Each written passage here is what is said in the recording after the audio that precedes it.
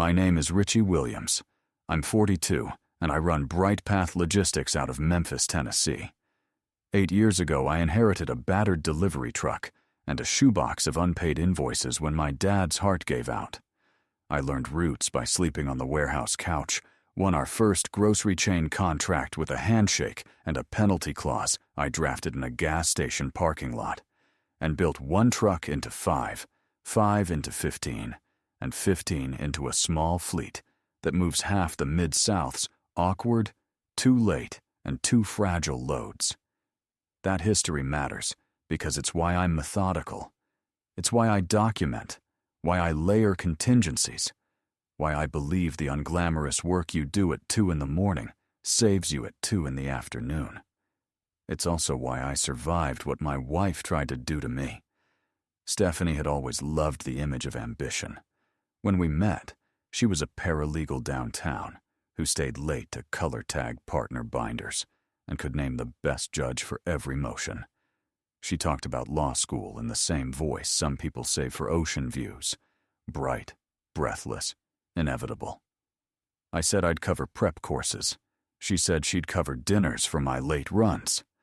For a while, we were a team worth bragging about. Her Instagram showed fresh logos on our trucks and our hands on each other's backs at county dinners. People told us we looked like we were building something together. The trouble with slogans is how easily they get edited. The first thing I noticed was her phone. I don't mind privacy. I mind choreography. She began setting it face down at dinner, the gesture neat and deliberate. Conversations died when I walked into rooms. Fights acquired a cadence and camera-friendly angles.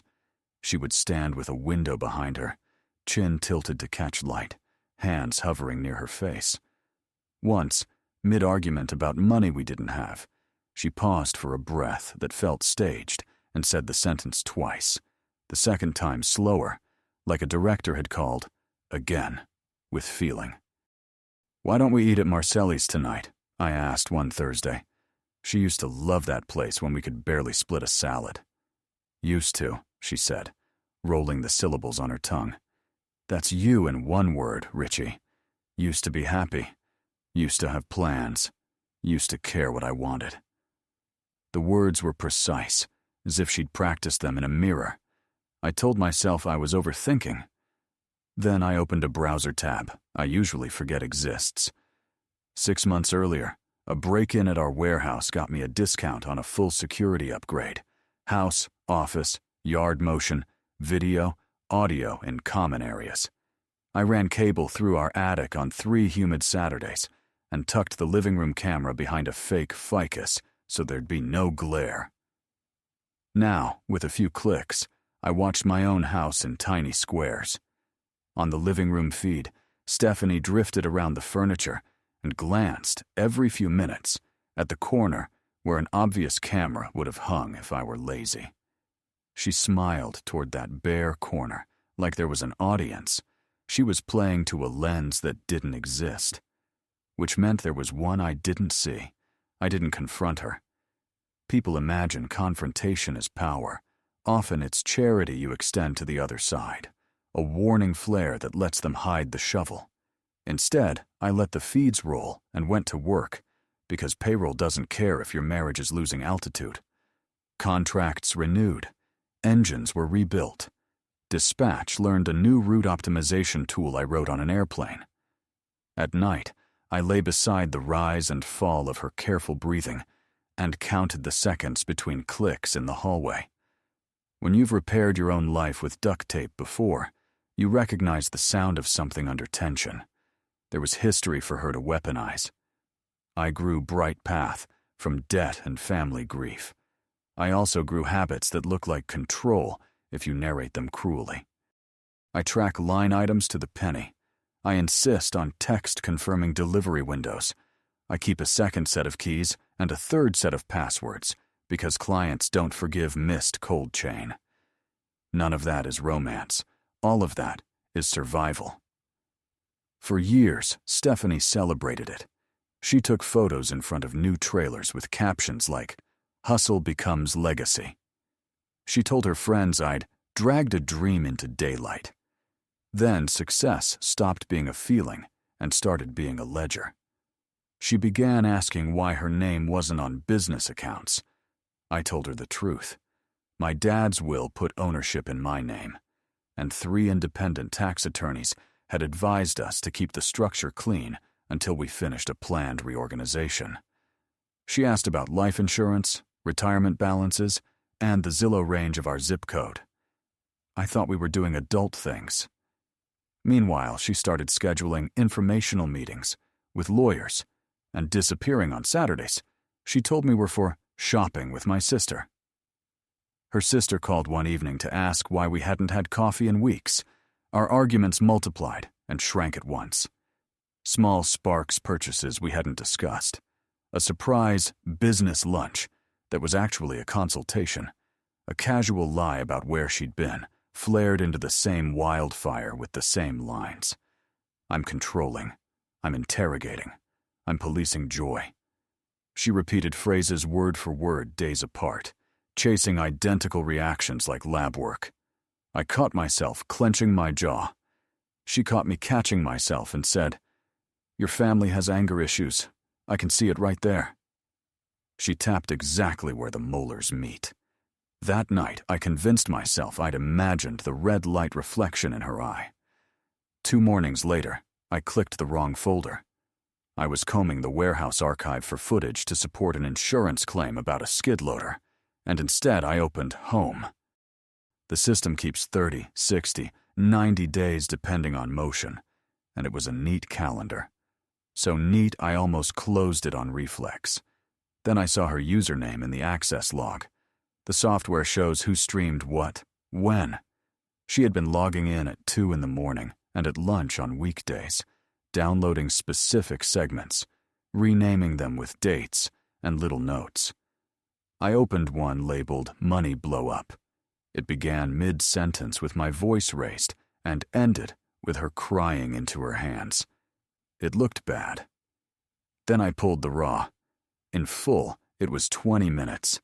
Me walking in holding a receipt from a boutique, asking why we were making a 1,500 impulse purchase when I just signed a note for 2 new refrigerated units. Her telling me I was treating her like a child. Me reminding her we'd agreed to clear anything over 500. Her calling that economic abuse. Me snapping. Her snapping harder. Both of us cooling down and apologizing. She had exported the 90 seconds that sold a story, deleted the rest, and called it truth. I watched 3 more and stopped pretending I didn't know where this was going. She wasn't saving memories. She was building a case. I added a layer to the system the next day, an encrypted off-site mirror that synced the raw feed to a device she didn't know existed. When you run logistics, you learn redundancy as religion. I said nothing, didn't change my routine, didn't stop making coffee in the morning or taking out the trash at night. 2 weeks later, she escalated. The divorce petition sat on our kitchen counter beside a square of citrus-scented sponge. 12 pages in legal font that tried to turn our kitchen into a crime scene. Emotional abuse, financial control, a hostile living environment. Demands: half the company, the house, both cars, the dog, and monthly support that would have turned me into a salaried guest in my own life. Her attorney was Patricia Coleman, a Memphis specialist in high-asset dissolutions with a reputation for turning men into monsters in the space between a red light and a judge's raised eyebrow. My attorney was James Morrison, who probated my dad's will and has the patience of a surveyor. He scanned the petition, sighed once, and underlined video evidence with the tip of his pen. "If they've cut it right," he said, "the truth won't matter for the first hour. We need context, not denial." Before I could even wire a retainer, Stephanie's side filed an emergency motion claiming I might hide assets. A judge froze our joint accounts pending hearing. I borrowed from the business to pay my own lawyer. They scheduled mandatory mediation at Coleman's office. Stephanie arrived in a cream sweater that made the faint shadows under her eyes look like bruises applied by a makeup artist with restraint. She wouldn't meet my gaze. Coleman smiled the way wolves smile in cartoons and slid a stack of paper toward me like a blackjack dealer. "There is a documented pattern of escalating abuse," she said. "We have recordings. A fair settlement will spare your client a spectacle." James said, "Or we can have the truth on the record." We didn't settle. Coleman's opening demand was everything. The company, the house, my father's Rolex she's always said was tacky, the dog. In return, I would be of good character and go away. When we declined, their strategy unfolded with the depressing elegance of a plan rehearsed in front of a whiteboard. Stephanie got a protective order that pushed me to a hotel. She started therapy for trauma and posted quotes about boundaries.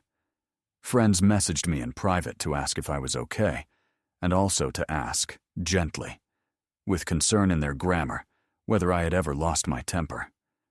Losing your home overnight has a way of shrinking your pride and sharpening your memory. I spent evenings with a legal pad, a stopwatch, and the off-site mirror, reconstructing months and marking every cut with times and motives. The worst was remembering how easily a human being learns to perform pain. 2 days before trial, James called. "They've filed a clip where you say, 'If you walk out that door, you're going to pay for it. I promise you that.'" I closed my eyes and replayed the night. We were fighting about her sister's wedding. She'd told my in-laws I couldn't attend because Richie cares more about trucks than people. When I came in from a 12-hour run to that discovery, I was furious. I said those words, ugly, stripped of grace. Then I caught myself and apologized immediately. Explained I meant she'd regret skipping family, not that I'd retaliate. We made up. We laughed about wedding stress. Their file ended right where context would begin. "Do we have the rest?" James asked. "We have all of it," I said, because redundancy is religion, and I had built a church. The night before trial, I harvested everything from the mirror. It was worse and better than I expected. The mirror kept the living room and hallway ethical zones, and the hallway sees the bathroom door. It caught the rehearsals. It caught her pausing to watch prior clips, writing notes in the margins of a legal pad. Say control when he mentions money. Mention his father. Stand by window. Cry at Tuark. It caught her practicing lines in the reflection. "I don't feel safe. You scare me. I have no access to money." It caught a daytime visit I had forgotten entirely. A friend came over while I was at the yard, and they talked for 40 minutes over coffee mugs about how to make it stick. "Judges love visible fear," Stephanie said. "If he raises his voice, we're golden. He thinks he's the calm one. Make him defend it." The friend asked if it wasn't a little underhanded. "He is controlling," Stephanie said. "I'm just helping people understand." That sentence knew what it was. It was a thesis. It was a dare. Courtrooms are boring until they are not. Judge Patricia Williams ran a clean docket and had no appetite for theatrics. Coleman tried anyway. She led with a montage. Me, sharp and loud, doors closing harder than they should. My worst angles, my worst words. Stephanie took the stand in navy, with hair tucked behind one ear like a student in a public service announcement. She spoke softly about fear and isolation. She said the cameras in the house felt like surveillance. She said I controlled access to money. She said she wasn't allowed to see her sister. Coleman played the clip of my worst sentence and asked, "How did that make you feel?"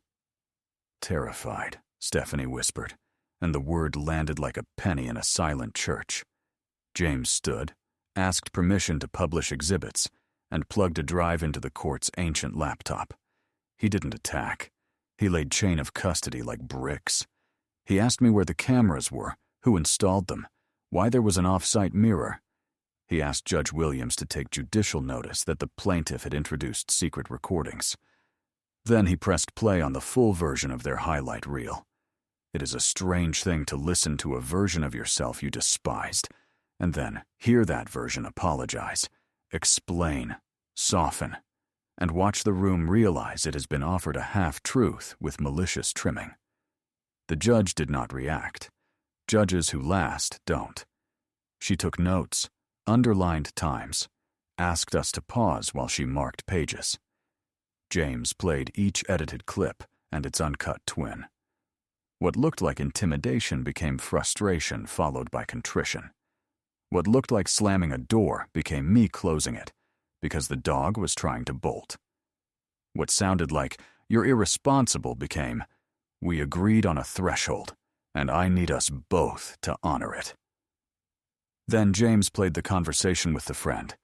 There was no soundtrack for that, just air sucked out of a room. Stephanie's voice, calm, confident, instructive, walked through the plan. Which words test well? Which judges dislike men who interrupt? How to create an arc of fear that leads to a settlement number. Coleman objected on principle and on privacy, and James said, if secret recordings are permissible in one direction, they are permissible in the other. We're not asking the court to like it. We're asking the court to see the entire event. Judge Williams admitted the recording and asked to listen to it a second time with headphones. When she was done, she asked to see the access logs from my system, and James slid them across. Dates, times, file names, usernames, IP addresses, the quiet arithmetic of deceit. I did not speak until the end. I stood with the folder of screenshots in my hand and said, Your Honor, I installed that system to keep thieves out of my house and my warehouse. My wife used it to stage a heist in daylight. She cut minutes off conversations to create a person I don't recognize and asked this court to distribute my life to her based on those edits. I would rather go broke than be that man, but I will not go broke for a lie. I did not look at Stephanie until the last sentence, and when I did, the performance cracked and anger showed through like wood under paint. Judge Williams didn't raise her voice. She asked 2 short questions about the off-site mirror and whether the plaintiff had disclosed her access to the archive. Then she spoke into the microphone without ornament. The petition was dismissed with prejudice. The false evidence would be referred to the district attorney for possible charges. The protective order was dissolved. The freeze on accounts was lifted. Reasonable attorney's fees were awarded to the defendant. She said something about the court being a place for truth rather than weaponized narrative. She did not look at Coleman when she said it. She didn't have to. The aftermath moved like freight, heavy, noisy, predictable. Reporters sit in family court sometimes because the quiet violence of reputation is good copy. One wrote an article that reached lawyers who used to refer clients to Coleman and now do not. Stephanie took a deal months later, no prison, but probation, community service, and a record that ended her law school fantasy permanently. The house felt strange when I moved back in to pack. Silence in rooms where someone practiced crying is not the same as peace. Cooper wagged anyway and found his tennis ball under a chair, like dogs always find the point. I sold the house 3 months after the dismissal, bought smaller on the industrial edge of town, 15 minutes from the yard. The new place has cameras for the same reason the old place did, and also because the habit that saved you is a hard one to break. People ask what hurt most, not the money. Money is a problem I know how to solve with hours and contracts, not the headlines. Memphis forgets you kindly if you keep your head down and keep your promises. It was the craft of it. It was realizing how much work went into removing me from myself. The rehearsals, the lighting, the notes about which word makes a man look monstrous and which word makes a woman look small. It was seeing the word control written in my wife's neat hand in the margin of a page that had hours of my goodness cropped out. And then it was the relief of learning again, the hard way, that what you build in the dark to keep a business alive will also keep a person alive when someone else decides chaos is love. I think about my father more now, about the quiet ways he organized the world so my mother didn't have to. He labeled sockets in the garage. He wrote phone numbers on the edge of the phone book. He put the title of that first truck in a file with a sticky note that said, "For Richie when he's ready," even though readiness never arrives the way we want it to. I think about the night Stephanie told her friend, "He thinks he's calm. Make him prove it." And how calm isn't something you can be dared into. It's something you become by laying wire in an attic on a Saturday you'd rather have spent at a barbecue. Bright Path survived the freeze, the fees, and the months in court, because redundancy is religion, and because my dispatchers know how to do more than one thing at once. We landed a hospital contract the week after the dismissal. 2 of my drivers who'd heard about the case brought me a coffee and made fun of my haircut until we were all laughing in the maintenance bay. I wrote a policy memo about cameras for small business owners that said, in summary, "If you ever need the truth, make sure you own it." Stephanie moved in with her sister for a while. I heard about a probation check-in from a cousin who knows a clerk who knows everything. People stopped inviting her to plan things when they noticed that her plans tended to be performances. That's not revenge, that's gravity. Narrative takes effort. Honesty persists. Sometimes at night, I sit on my back step and listen to the freight that never stops moving across this city. There's a crossing 3 blocks over that sings like a saw when a long train drags over it. That sound is what discipline feels like. You build the line, you lay the ballast, you check the ties, you grease the joints. When the weight arrives, you don't panic, you carry it. When someone tries to derail you with a cleverly edited disaster, you don't strike back with a better twist. You open the whole file. If there's a moral here, it's not that cameras save you. They don't, not by themselves. It's that boring virtues backups and logs, and the habit of telling the truth even when it makes you look clumsy, can outlast a beautifully rehearsed lie. It's that the people who think they know you well enough to bait you into becoming their villain almost always underestimate the part of you that has nothing to prove. They see a clenched jaw and think anger. They don't see the plan, the long, quiet, carefully documented refusal to be destroyed.